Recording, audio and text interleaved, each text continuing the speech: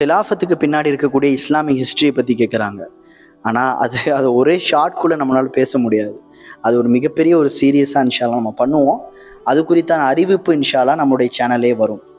இருந்தாலும் அதை பற்றி ரொம்ப சுருக்கமாக நம்ம சொல்கிறா இருந்தால், நபி அவர்களுடைய மரணத்துக்கு பின்னாடி இஸ்லாமிய ஹிலாஃபத் அப்படிங்கிற பேரில் ஒரு 4 ஹலிஃபாக்கள் வந்து ஆட்சி பண்ணாங்க.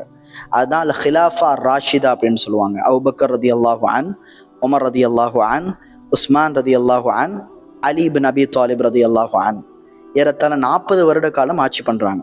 ஸோ அதுக்கு பின்னாடி அல் ஹிலாஃபா அல் உமவிய, அதாவது உமையாக்கள் வந்து ஏறத்தாழ ஒரு 90 வருடங்கள் வந்து ஆட்சி பண்றாங்க. ஹிலாஃபத் அப்படிங்கிற பேர்ல ஆட்சி பண்றாங்க. ஸோ அதுக்கு பின்னாடி அப்பாசியாக்கள் வந்து ஆட்சி பண்றாங்க. அது வந்து பாத்தீங்கன்னா 500 வருட காலம் வந்து அப்பாசியாக்கள் ஹிலாஃபத்துங்கிற பேர்ல ஆட்சி பண்றாங்க. ஸோ அதுக்கடுத்து அரபி மொழி பேசாத ஒரு துருக்கியர்கள் அத்தௌலா அல் உஸ்மானியா ஹிலாஃபத்துங்கிற பேர்ல ஏறத்தாழ 400 வருடங்கள் ஆட்சி பண்றாங்க. ஸோ ஏறத்தாழ 1924 ஆண்டு வரை இந்த ஹிலாஃபத் அப்படிங்கிறது தான் அனைத்து முஸ்லீம்களுடைய தலைமையிடமாக இருந்திருக்கு. ஸோ இதை பத்தி இன்ஷா அல்லாஹ் நம்ம சீரியஸ்ல இன்னும் விரிவாக வந்து நம்ம பார்க்கலாம். அஸ்ஸலாமு அலைக்கும் வரஹ்மத்துல்லாஹ்.